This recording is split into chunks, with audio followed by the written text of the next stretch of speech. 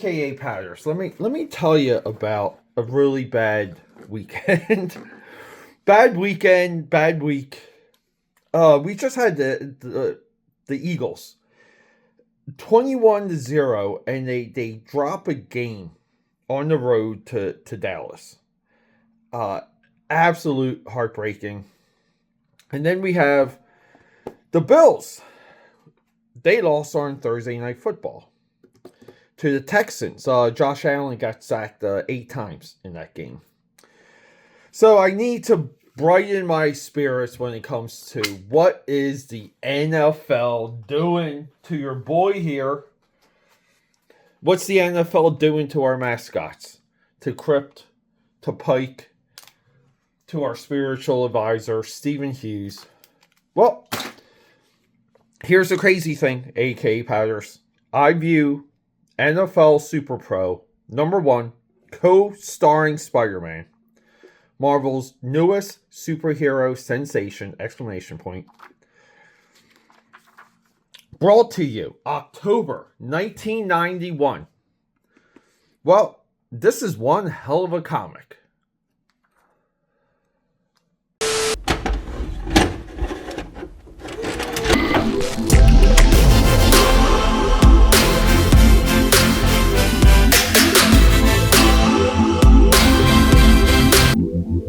Yeah, there it is. October 1991. Let's add a little bit of context before we move any further, aka Padders. The same month, we got our monthly Superpro comic, roughly ran 1 year. Great villains, by the way. If you go throughout the publishing history of Superpro, fantastic villains. This was the age of the Image guys.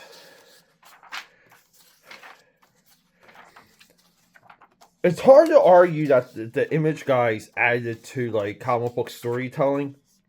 What they gave us was an unrealistic expectation to what could be done or what should be done monthly for a American comic book. You kind of want to say that the Image guys should have branched off, and they should have been graphic novels and special, like, prestige format books only. Higher price point, more of a barrier to entry. But to convince yourself, as not just a publisher, but as a studio, in this case, Homage Studios, and a publisher, that this was sustainable, it's one of the biggest lies told right now in the history of American comics. You even see here where they had to, like, let's just, it's, you know, we can compare it. If your boy here can find that Nick Fury page right here. So Marvel says, like, you know, we're going to upgrade our publishing practices, Jim Lee. We're going to give you better paper. And then during the same release, we're going to give you even better paper. Because Jim Lee complained a lot at the time. The cross-hatching and their intricate line work. Like even here for like the silhouette for the X-Mansion, right? It will get lost in publishing. So Marvel, right, like they said, look, we want to make you happy. So we'll do it. And then these a-holes, they still left. So we have to make a note, and I think it's an important one, that Fabian here, great writer, by the way, Jose Delbo, Mike DiCarlo are inker. These guys are making comic books the old way. This is the end of the American comic book industry from the Silver Age, from the Bronze Age. We have now breached into the modern age. Things like, here, like a brush and feathering is gone. Thick, bold lines, gone. In this modern comic book world, all these buildings in the background, the impression of them is not good enough. These will have to be detailed. all of the highlights of Superpro's armor needs, like there's like a level of labor. We need to have 1,000 reflections here now. So this is just, it just doesn't work. And I cannot stress that enough. Marvel pivoted to what they thought was going to be multi-million monthly issues sold line wide from the top down. And they didn't get it. And they this is the snake right here. This is the snake that ate its own tail. It really is. But we got things to talk about here when it comes to You Bet Your Life, a straight up comic book. I do want to bring you guys more of Superpro. This was a prestige format one shot, amazing cover too by Joe Jusko. The NFL Pro, it was a Pro set, I believe. I don't know if there's an ad here for Pro set. There might be. But Superpro got a rookie card.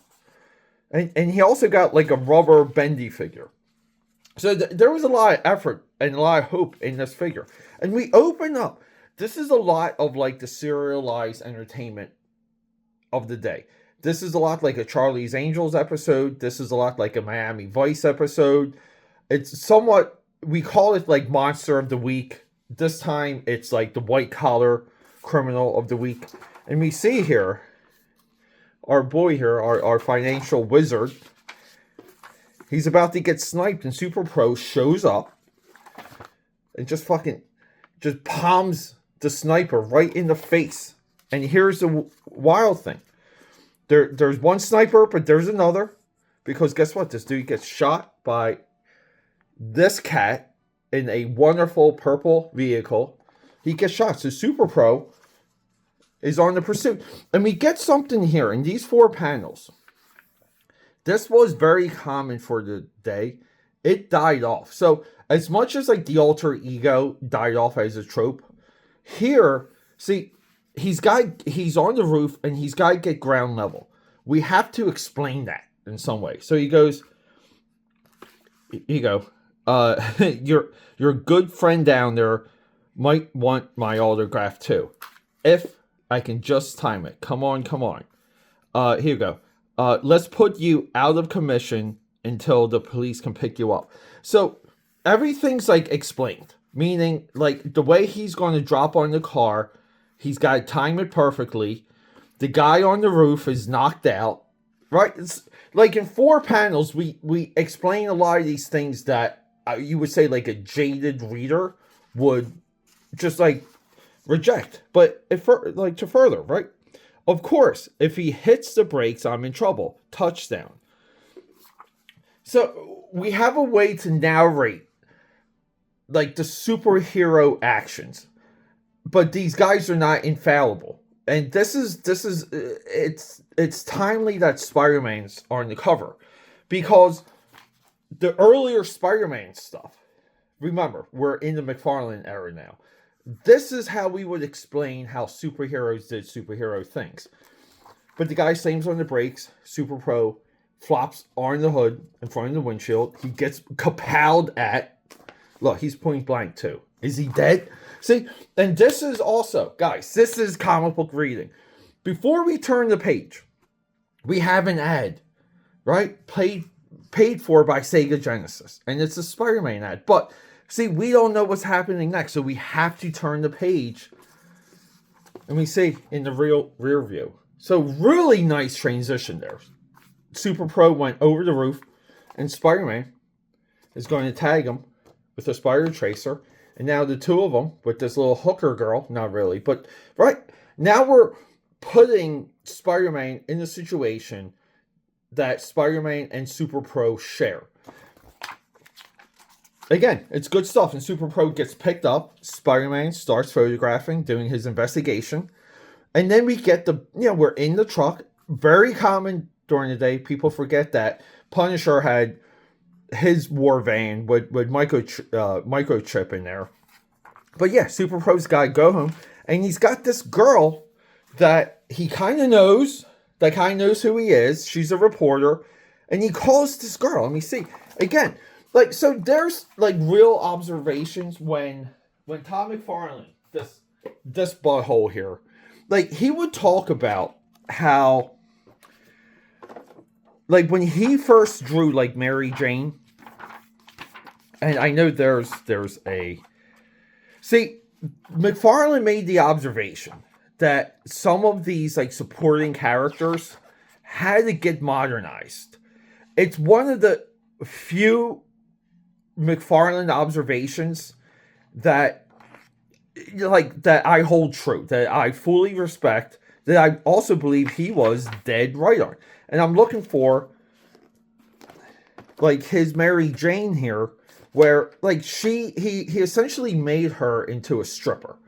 But McFarlane would say things like, we have opportunities to draw women, and I'm paraphrasing, give them modern hair, make them look sexy, bring them into the modern day. And just looking at this page, you would think that this book came from the 60s or the 70s. This is the baseline right now of the image revolution. But he calls this girl, and she's walking around in like a little nightie. She's got some cookies, trying to, hopefully she's counting her carbs. And then we flash back to the previous appearance of Superpro, which is that prestige format book. This is great because this wants, like, we want to go back and forth. We want to see his actual origin. So, we might go to the comic shop and we go back one and we spend more money. White collar crime, white collar criminals, but again, too, you gotta have a ponytail if you're gonna be like a bad mother effer. You need a henchman that literally looks like you're out of an 80s movie. And then we get Superpro, right? I love this. This is the stuff I love right here. Right? Face to face. Do they know each other? Do they not? But they're both chipping away. You see a little bit of, right? Investigation there. Peter Parker trying to take some pictures. He's got transformed into Spider-Man. We have another sniper. Great panel. And again, too, this is such a good, easy read. This dude absolutely flipping out. That webhead is almost on top of him. You gotta run for your life. Don't jump. You'll never make it to the next roof. So he jumps and the dude falls. And Superpro's not if Superpro can help it. Well, this guy, like, did he fall to his death? Is he still alive? It doesn't matter. Spider-Man is still on the case. Now he's in the tree. So, like, what the issue does that I think is highly significant is it opens up with Superpro being Superpro, right? Like, we know the powers of this guy. We kind of know how he thinks.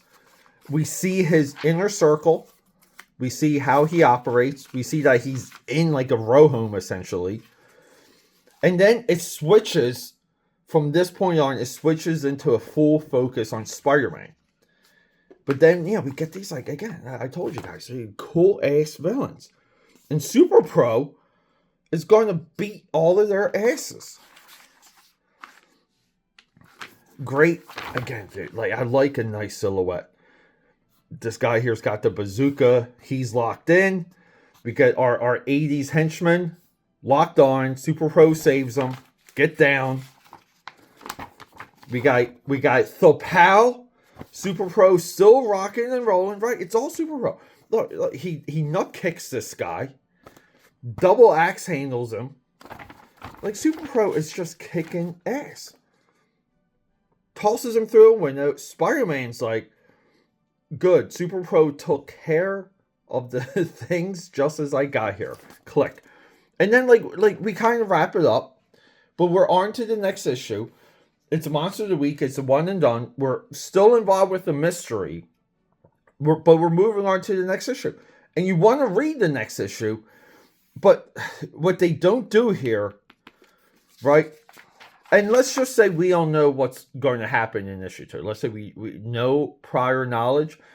The problem moving forward, guys, is we kind of want these two working together. We like it. It works. But we know it's a Superpro book. Spider-Man can't be in every issue. It just makes no sense. So that's a failure. But at the same time, it sets up the world, the mystery, what Superpro is doing, where he's going, where he came from, and that Superpro is also embedded in the Marvel Universe. This is a fantastic issue 1, guys. All right. I'm feeling a little bit better.